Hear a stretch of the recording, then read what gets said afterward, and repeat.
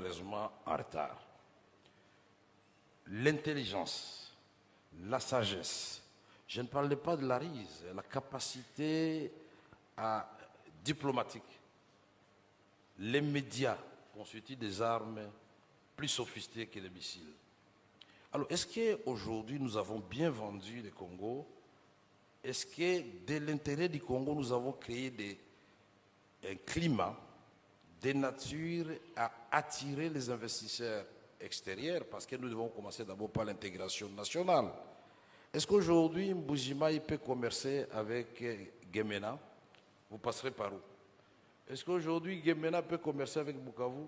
Alors que vous avez un boulevard qui traverse ce pays de plus de 4000 km qu'on appelle le fleuve Congo, qui n'est pas balisé totalement et qui n'est pas régulièrement entretenu.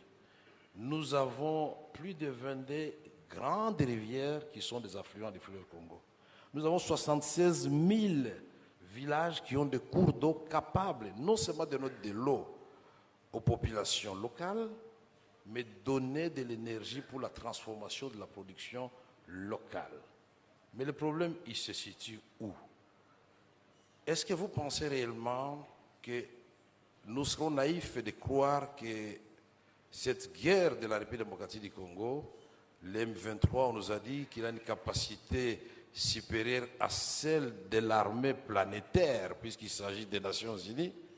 Ça me fait rire, en même temps ça m'inquiète. Ça signifie, comme on dit en lingala, quand on voit un poussin remplir une casserole, c'est que sa maman se cache en dessous.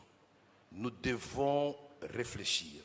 Est-ce que nous nous limitons seulement à nos pays voisins ou nous cherchons à dire la vérité à tout le monde? Parce que tout le monde sait que le coltan, la capitale du coltan, c'est Walikale.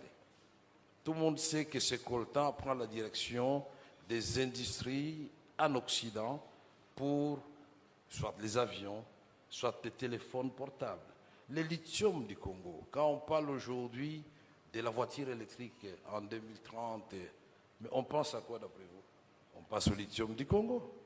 Quand on parle du cobalt du Congo, donc nous sommes quand même malheureux de constater que nous ayons tout cela et nous nous posons la question de savoir chaque fois que devons-nous faire pour que tout le monde comprenne qu'il vaut mieux traiter avec nous directement dans un esprit gagnant-gagnant, puisque nous n'avons jamais fermé la porte à personne et que les populations congolaises sont fatiguées de pleurer leur mort chaque jour.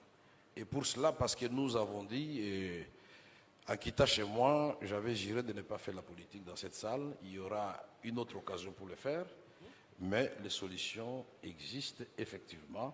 Il y a plusieurs options. Mais parmi les options qu'il faut choisir, c'est toujours les rapports de force et rebondir sur celle où vous pensez que tout le monde peut vous donner raison et que vous pouvez écraser l'ennemi. Mais est-ce que